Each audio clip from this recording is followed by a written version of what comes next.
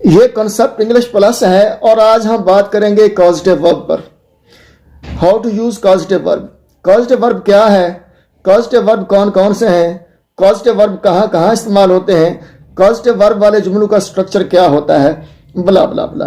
And पे एक quiz भी पेश किया जाएगा जी। तो हम उन्हें हंसाते हैं, वी मेक देम लाफ। हम उन्हें हंसाते हैं, we get them to laugh.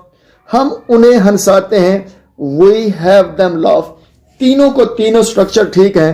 तो फिर देखेंगे कि इन तमामी स्ट्रक्चर में मेक, गेट और हैव जो एक दूसरे को रिप्लेस क्यों कर रहे हैं, इनके पीछे छुपा कॉन्सेप्ट क्या है, उसी कॉन्सेप्ट को खोजने की कोशिश करेंगे। तो पहले हम जानेंगे कि कॉजेटिव वर्ब होता क्या है। तो कॉजेटिव वर्ब को अगर हम डिफाइन करना चाहें तो कुछ यूं कह सकते हैं कि causative verb is a verb which shows that a subject forces, convinces और hires another subject to do something.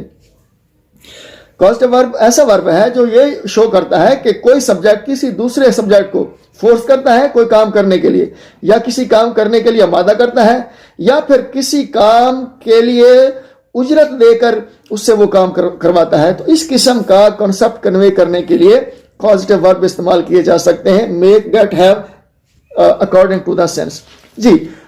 तो हम फिर देखेंगे मेक कहां पे इस्तेमाल होता है। Make as a positive verb जुमले में तब इस्तेमाल होता है जब कोई बंदा किसी बंदे से ऐसा काम करवाए जिस काम को वो अगला बंदा नहीं करना चाहता। मसलन कोई बंदा ऐसा है जो काम नहीं करना चाहता और हम उसके सर पर खड़े होकर उसकी मर्जी के खिलाफ उससे कोई काम करवाएंगे तो मेक इस्तेमाल होगा। फॉर एग्जाम्पल, असातिज़ा तुलबा से सबक याद करवाते हैं, तुलबा सबक याद नहीं करना चाहते, असातिज़ा सर पर खड़े होकर बाय फोर्स उनसे सबक याद करवाते हैं। तो जुमला क्या बन जाएगा? The teachers make the students learn the lesson.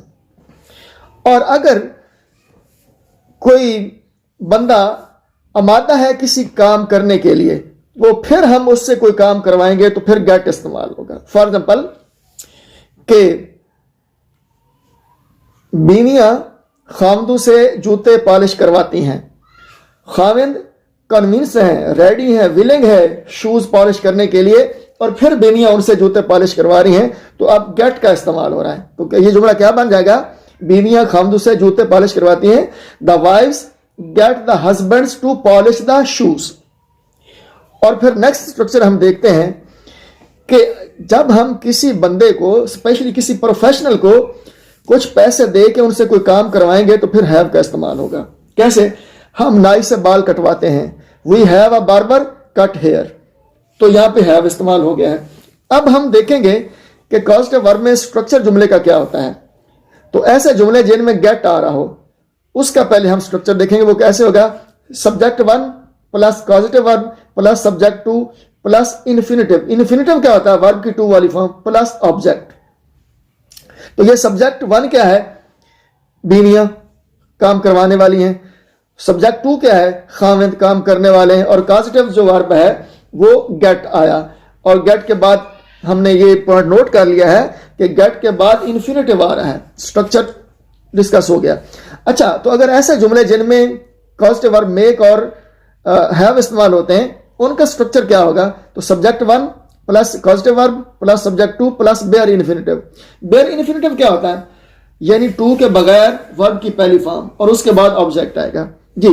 तो there is a point to be noted. एक पॉइंट नोट करने वाला यह है कि ऐसा नहीं कि causative verb make, get, have ये सारे के सारे प्रेजेंट इंडेफिनिट टेंस में ही इस्तेमाल होते हैं। जैसे असातिज़ा तुलबा से सबक याद करवाते हैं, the teachers make the students learn the lesson, बीवियां खामदू से जूते पॉलिश करवाती हैं, the wives get the husbands to polish the shoes, और हम नाई से बाल कटवाते हैं, we have a barber cut hair. तो इसमें तो सारे प्रेजेंट इंडेफिनिट टेंस में इस्तेमाल करके हमने वो शेयर करने की कोशिश की, लेकिन ऐसा नहीं है कि ये प्रेजेंट इंडेफिनिट टेंस में ही इस्तेमाल होंगे।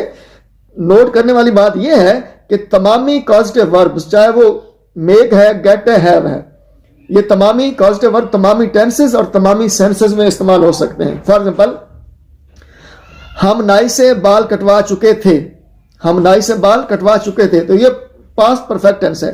जुमला क्या बनेगा? We had the barber cut hair, we had the barber cut hair. तो जो इस जुमले में पहला हैड है वो पास्ट परफेक्ट का लिंग्विस्टिक इंडिकेटर है, और हैड के बाद जैसा कि हम जानते हैं वर्ब की थर्ड फॉर्म आती है, तो कॉजेटिव वर्ब की जो थर्ड फॉर्म आएगी वो हैड आनी है। क्यों? यहाँ पे हम पैसे दे के कोई काम करवा रहे हैं, किसी प्रोफेशनल से काम करवा रहे हैं, तो प्रोफेशनल से काम करवाना हो तो हैव इस्तेमाल होता है, और हैव की जो थर्ड फॉर्म बनेगी वो हैड बनेगी। यानी हैड पहला पास्ट परफेक्ट का इंडिकेटर है, और दूसरा जो हैड आया है ये पॉजिटिव वर्ब के तौर पे आया है। यह एक और जुमला हम देखते हैं, हम नाई से बाल कटवा सकते हैं, we can have a barber cut hair. तो हम देख रहे हैं कि सकना, कटवा सकेंगे, कटवा रहे हैं, बला बला, इस किस्म के सेंसेस और कंसेप्ट भी कन्वे किए जा सकते हैं। एक और बात करने वाली यह है कि अगर इस किस्म के जुमलों में यानी जिनमें पॉजिटिव वर्ब इस्तेमाल होता है, काम करवाने वाला सब्जेक्ट मालूम हो और काम करने वाला सब्जेक्ट मालूम ना हो, तो फिर स्ट्रक्चर क्या होगा? जैसे हम खत लिखवाते हैं, पता नहीं किससे लिखवाते हैं, हम दरवाजा खुलवाते हैं, पता नहीं किससे खुलवाते हैं। इस किस्म के जुमलों को कैसे डील किया जाएगा? वेल, हम खत लिखवाते हैं, we get the letter written. हम दरवाजा खुलवाते हैं, we get the door open. तो हम देख रहे हैं कि इस किस्म के जुमलों में सब्जेक्ट आ रहा है, फिर पॉजिटिव वर्ब आ रहा है, उसके बाद ऑब्जेक्ट आ रहा है, और फिर उसके बाद पास्ट पार्टिसिपल आ रहा है, यानी वर्ब की तीसरी फॉर्म आ रही है। होप के ये कंसेप्ट क्लियर हो गया होगा। तो क्विज जो है वो ये है कि बच्चे को सुला दो, इस जुमले को इंग्लिश में बोलना है, ट्रांसलेट करना है। फिर भी कोई सवाल हो कमेंट करें, हमारी हौसला अफजाई के लिए चैनल को सपोर्ट करें। एक दूसरे का ख्याल रखिएगा।